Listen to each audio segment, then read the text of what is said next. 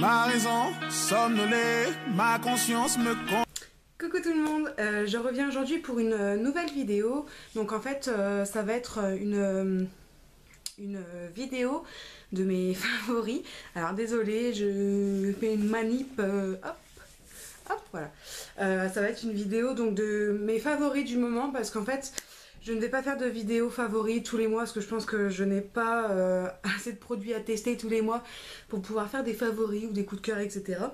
Alors excusez ma tête, je viens de me maquiller vite faille et je sors de ma douche donc j'ai les cheveux encore mouillés. Donc voilà. Donc on va commencer tout de suite. Donc on va commencer d'abord, on va dire par des soins, on va dire. Si on peut appeler ça des soins, oui, des soins de la peau. Tout d'abord un gel douche. Alors en fait ce gel douche ça a été un vrai coup de cœur. J'ai plusieurs senteurs coup de cœur, l'autre est dans ma douche, mais c'est les DOP, donc c'est les nouveaux DOP comme ceci. Donc celui-là c'est au parfum du caramel à l'ancienne, pH neutre sans parabènes. C'est un vrai coup de cœur, il sent divinement bon. Dans ma douche j'ai celui à la tartelette à la fraise, c'est pareil, c'est des vrais coups de cœur ceux-là. Je n'ai pas encore trouvé d'autres senteurs, mais en tout cas j'adore vraiment l'odeur, il mousse hyper bien. La peau est douce, il n'y a pas besoin de beaucoup de produits pour faire mousser. Après la douche, l'odeur reste pas mal de temps sur le corps, donc c'est vraiment un favori lavage. Ensuite c'est pour un déodorant, donc en fait c'est le Ushuaïa, comme ceci, Polynésie, huile d'ylang et pulpe de coco. Alors franchement c'est un vrai coup de cœur aussi. Bon, vous voyez, ça fait que 15 jours que je l'ai, il est quand même arrivé là. Voilà, c'est le seul petit truc que je lui reproche, c'est que ça part hyper vite. Mais voilà, ça sent hyper bon. Il garde l'odeur toute la journée, on peut transpirer. Ça ne sent pas la transpiration ou le déo mélangé à la transpiration, non pas du tout. Et franchement voilà, je l'adore aussi celui-là. Ensuite on va passer, on va dire, aux soins visage. Donc j'ai toujours la même routine soins que celle que je vous ai faite il n'y a pas très longtemps. Il y a juste un petit truc qui a changé, c'est le sérum en fait. Donc je vais vous présenter celui que j'ai et franchement que je recommande, que j'adore. Donc moi j'ai la peau mixte, il me convient très bien. C'est celui de chez Kiko, le mat fluide. Donc il est comme ceci. Voilà, donc il est arrivé à ce niveau là. Donc c'est un flacon pompe comme ceci. Il sent plutôt bon, il fait bien son job, il hydrate la peau correctement, il matifie, il aide à matifier malgré que voilà, j'ai la peau mixte. Et franchement il est vraiment top. J'avais celui de chez L'Oréal, le Sublimiste, que je continue à mettre, mais plus le soir. Parce que l'odeur commence vraiment à me monter à la tête, c'est une odeur assez particulière et voilà, je commence à avoir un petit peu de mal. Et l'autre que j'ai en fait n'hydrate pas du tout et j'ai des plaques qui sont revenues, etc. Donc j'ai changé, j'ai pris celui de chez Kiko, donc le mat fluide, qui est très bien d'ailleurs. Donc moi je vous le recommande si vous avez une peau mixte comme moi. Et ensuite un produit dont je vous ai déjà fait une revue dessus, c'est le Bye Bye Spot de chez Nivea, donc qui est comme ceci.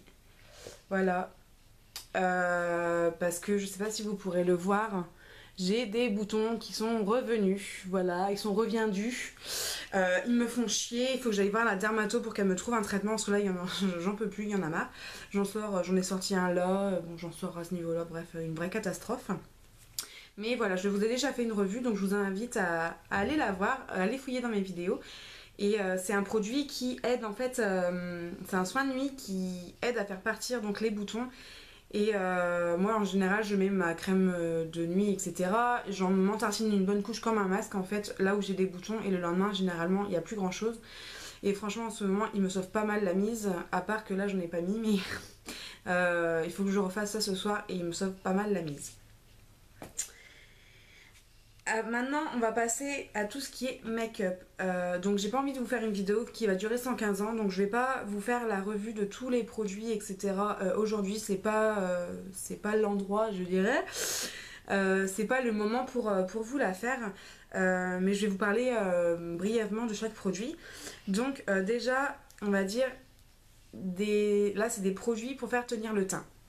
Donc j'ai le Fix Fluid brume fixante de chez MAC. Alors, j'en avais entendu beaucoup de mal sur les blogs, etc., comme beaucoup de bien. Et en fait, moi, ça a été un vrai coup de cœur parce qu'il aide mon maquillage à tenir en place. Je dis pas qu'il tient parfaitement, etc. Il rafraîchit énormément la peau.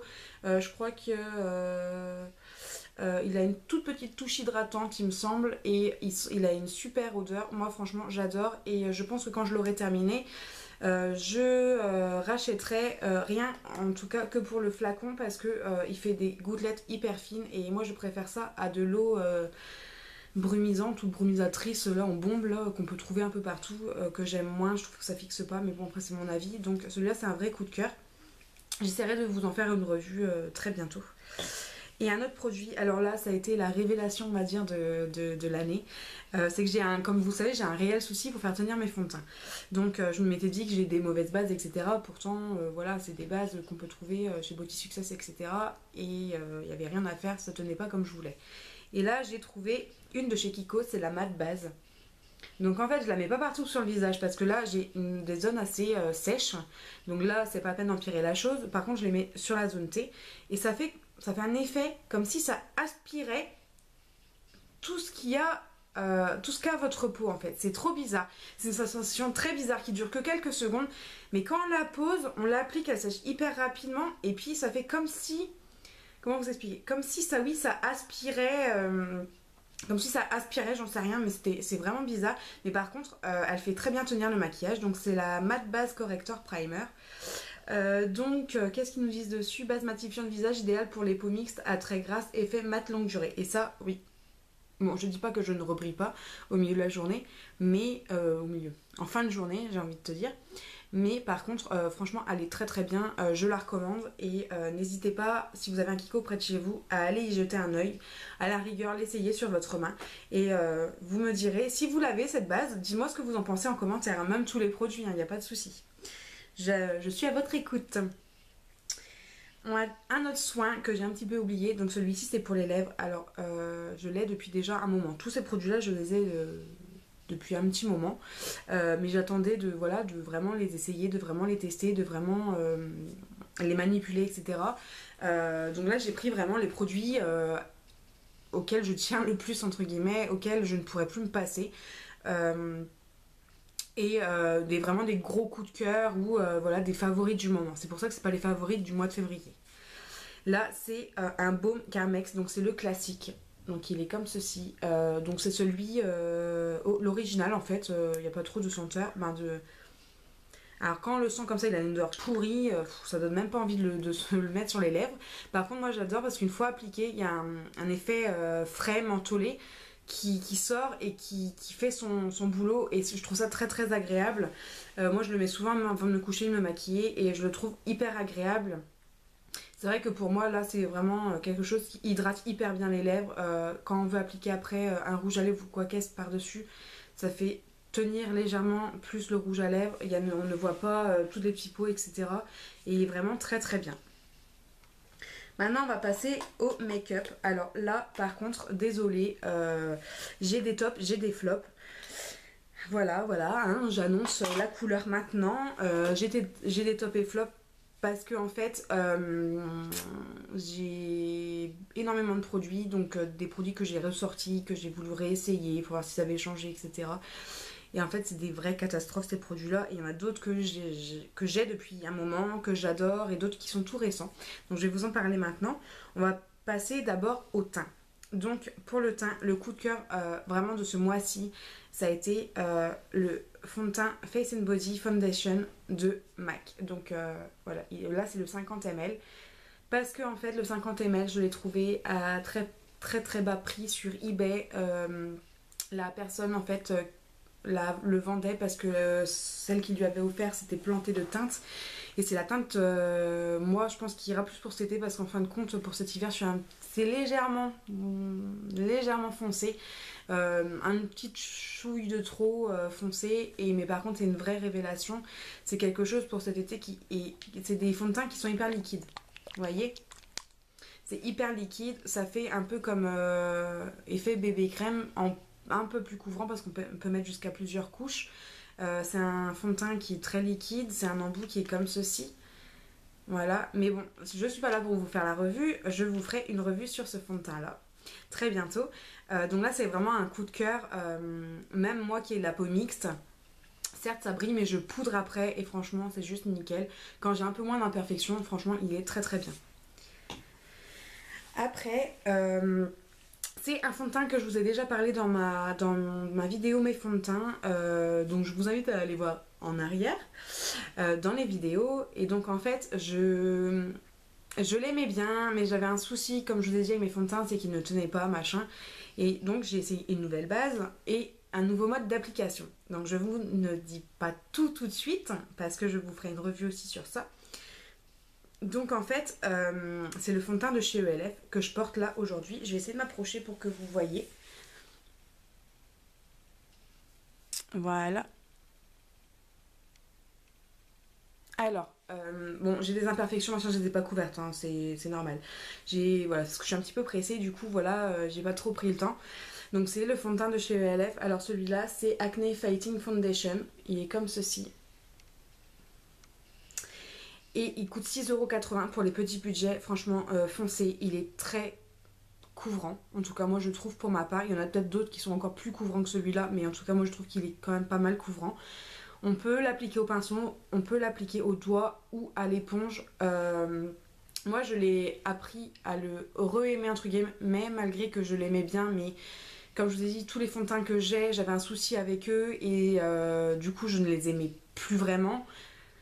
Donc, ouais, c'est un peu compliqué chez moi, mais bon, je vous en parlerai plus tard. Pourquoi, pour qui, comment. Mais donc du coup celui-là j'ai appris à le réaimer avec un nouveau mode d'application et il tient toute la journée, je n'ai aucun problème. Et voilà, il est vraiment très bien, il coûte 6,80€, celui-ci c'est la teinte porcelaine, donc c'est la teinte la plus claire chez ELF. Il est très très bien pour les petits budgets. Ensuite on va passer aux correcteurs. Alors les correcteurs, là j'ai un top et deux flops. On va commencer par les tops. Donc j'ai redécouvert aussi, parce que je l'ai depuis Perpète les Oies, le Maximum Coverage Concealer, qui est comme ceci. Voilà, là ça teinte pareil, porcelaine, donc l'embout est comme ça. Alors, c'est un 20 ml, il a pas mal de couvrance, il me semble qu'il coûte 6,86€ sur le site, donc vous voyez pour un concealer on en a pour 3 vies. Avec, il est très bien, je le porte là aussi aujourd'hui. Vous voyez, bah moi j'ai les cernes assez marquées généralement, mais il fait un effet un peu, comment dire, un peu illuminant, malgré qu'il n'est pas fait pour ça. Il se donne un petit effet comme ça en dessous de l'œil.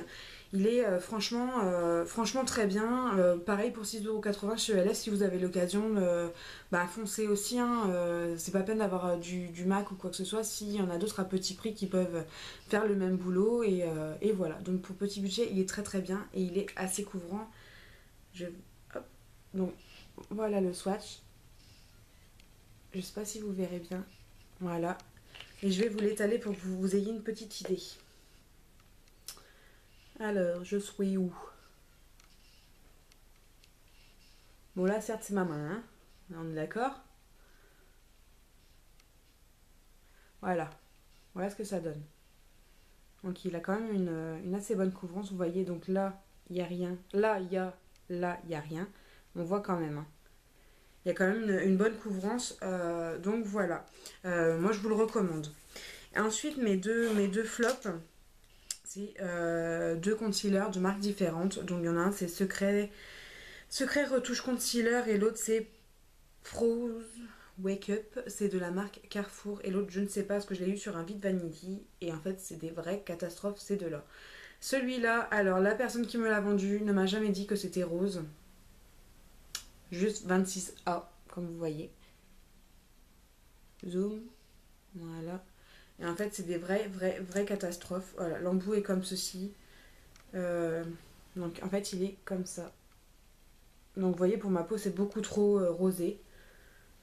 Ouais, c'est trop rosé. Une fois qu'on l'étale, ça rentre dans les petits plis, etc. Vous verrez rien, mais une fois qu'on l'étale, ça rentre dans les petites ridules, dans les petits plis. C'est une vraie catastrophe. Ce truc, en plus, il colle à moitié. Bon, voilà, une vraie déception. Je ne vous le conseille vraiment pas. Et l'autre, C'est une vraie catastrophe aussi, mais pour toute autre chose. Donc c'est la teinte 100, comme ça. Donc c'est la gamme de Carrefour qui fait ça. Donc c'est pareil, c'est un embout comme ceci. Et en fait, le souci que j'ai avec celui-là, donc je vais vous montrer. Alors déjà, il est comme ceci, donc la teinte est juste bonne. Nickel. Je l'étale. Voilà, on ne voit plus rien. Il est là. Normalement, il est là. Vous voyez, ça cache rien du tout. Là. Ça cache rien du tout. C'est juste pas un anti-cerne. À l'arrivée à ce stade, voilà, je suis désolée. Et en plus de ça, le pire qui m'a fait, c'est que je l'ai testé avec plusieurs fonds de teint, etc. pour voir un peu ce qu'il avait dans le ventre, voir la tenue, etc. Et c'était une vraie catastrophe, tout simplement parce que quand je l'ai estompé, ça a commencé à boulocher. Pourtant j'ai tapoté, etc. J'ai bien fait attention, machin. Ça s'est mis à boulocher. En fait, sous un œil, j'avais vraiment plus rien, plus aucun anti-cerne. Donc j'ai dû tout recommencer. Pour l'anti-cerne, en tout cas, j'ai dû tout recommencer. Donc j'étais vraiment dégoûtée. Donc je ne vous le conseille vraiment pas. Certes, il coûte pas très très cher, mais ça en vaut pas la peine. Et ensuite, là, j'ai un top et un flop. Donc de deux gammes, on va dire, de make-up différents. Donc j'ai un highlighter et j'ai une poudre pour le teint. Donc on va commencer par le top qui est un highlighter.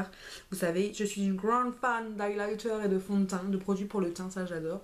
Donc c'est l'highlighter de chez MAC, le Soft and Gentle, qui est comme ceci. Voilà, c'est la révélation du moment avec le Extra Dimension. Ils sont juste sublimes. Vous voyez, je le porte aujourd'hui. Voilà, c'est celui que je porte là. Ils accrochent la lumière comme il faut. Pourtant, comme ça, on dirait que c'est un petit peu foncé. Et en fait, une fois appliqué, pas du tout. Moi, je l'adore. C'est vraiment... si vous avez l'occasion de l'acheter, n'hésitez pas à sauter dessus. C'est un highlighter que j'adore et que je rachèterai sans hésiter. Et mon flop, alors... je vais peut-être me faire taper dessus. Par certaines d'entre vous. En fait, c'est mon flop, c'est la Stémat de Rimmel. Voilà, et je suis pour, oui. Voilà, alors en fait, je l'ai quand même utilisé. Hein. Je sais pas si vous verrez, bon, le dessin commence à s'effacer. Je l'ai utilisé pendant plus d'une semaine, et en fait, comme je vous disais, j'avais un souci de fond de teint. Parce que je l'ai utilisé, j'ai arrêté, j'ai pris notre poudre, et je l'ai réutilisé. Et en fait, il s'est avéré que mon souci de fond de teint venait aussi de ça, de cette poudre-là. Donc là, c'est la 01 transparent. Donc s'il y a des écritures bleues, c'est normal, c'est parce que je note la date à laquelle je les ai ouverts pour pouvoir les jeter en temps et en heure. Donc en fait, je m'installe, hein, je me mets bien. Donc en fait, cette poudre-là, c'est juste une catastrophe. Alors tout simplement, parce que donc elle est faite normalement pour matifier. Long lasting, alors poudre compacte matifiant de longue durée. Alors poudre compacte, ok. Matifiant de longue durée, hein, vous pouvez aller vous le carrer là où je pense. Rimmel, hein, on est d'accord. C'est qu'en fait, c'est une vraie catastrophe, tout simplement. Parce que, bon, elle est fine, ok, ça y a pas de problème. Elle n'a pas de couvrance particulière, parce que de toute manière, c'est fait pour être transparente. Mais en fait, je pose mon fond de teint à 7h30, 8h du matin, un peu du soir, du matin. Et ce qui se passe, c'est que à midi, j'ai des coulures à ce niveau-là. J'ai des plaques à ce niveau-là. En fait, le fond de teint s'est mélangé à la poudre et ça fait crade. Ça fait grosse casseuse de base. Désolée. Mais ça fait vraiment sale sur ma peau. J'ai une peau mixte, donc normalement cette poudre devrait être faite pour ma peau. Ben non, pas du tout. Ça se mélange au fond de teint, c'est une vraie catastrophe. Même en mettant des bases, en mettant du spray fixant, en mettant plein de trucs, il n'y a rien à faire. Et d'où mon problème de mon fond de teint ne tient pas, dis donc. Et j'en ai parlé sur un des groupes que j'ai sur Facebook. Et donc je ne suis pas la seule. Alléluia. Non mais je déconne, je ne suis pas la seule, il y a une autre nana et plusieurs autres filles qui m'ont dit la même chose, que ça se mélangeait aussi à leur fond de teint, que c'était une vraie cata, que c'était horrible, que c'était hyper moche et que du coup elles ont fini par la vendre ou l'acheter. Bon, moi je vais essayer quand même de la finir. Les jours pour cet été peut-être à essayer, écoutez, voilà, hein, maintenant que j'en suis hyper déçue. Je ne l'ai pas payé hyper cher mais bon quand même, je l'ai acheté chez Monoprix, si ça vous intéresse. Après ce n'est que mon avis, ça veut pas dire que ça fait ça sur moi que ça le fera sur vous. Il y en a qui sont très très contentes, moi j'en suis vraiment déçue. Comme je vous dis, ça fait vraiment plaquer le fond de teint, malgré que je l'applique au pinceau en tapotant, etc. Ça fait vraiment tout plaquer, ça se mélange à midi. J'ai essayé de repoudrer pour voir, c'est encore pire. Ça amplifie le truc, mais c'est une horreur phénoménale. Donc voilà, moi je la recommande pas, mais si vous avez envie de la tester, vous pouvez la trouver chez Monoprix ou sur internet. Donc voilà. Donc ma vidéo des favoris du moment est terminée. J'essaierai de vous en refaire une dans les prochains mois. Je n'ai pas à vous abonner, à venir me soutenir, je ne mange pas. Et puis voilà, si d'autres vidéos vous intéressent, que vous avez envie de voir sur ma chaîne, n'hésitez pas à me le dire en commentaire. N'hésitez pas à liker cette vidéo et n'hésitez pas à aller voir les autres vidéos. Je vous dis à bientôt!